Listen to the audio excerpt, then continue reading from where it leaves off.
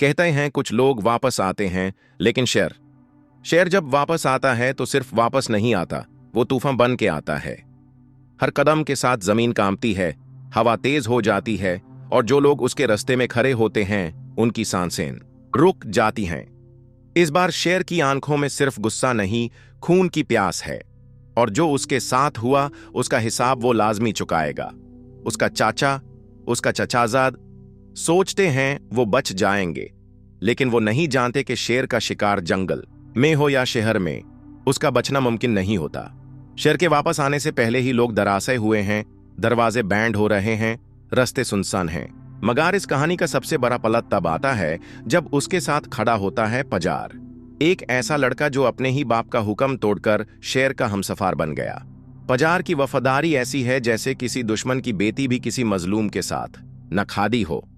वो दिन रात शेर की मदद करता है, खतरा अपनी जान का, लेकिन शेर का साथ नहीं छोड़ता।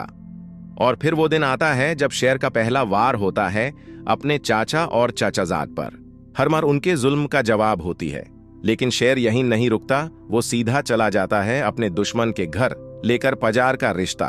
घर के अंदर शोर मच जाता है, और जैसे ही यह बात पजार के बाप तक पहुंचती है उसका चेहरा गुस्से से लाल हो जाता है। वो बिना सोचे पिस्टल उठाता है, उंगली ट्रिगर पर रखता है और शेर पर गोली चलाने का इरादा करता है।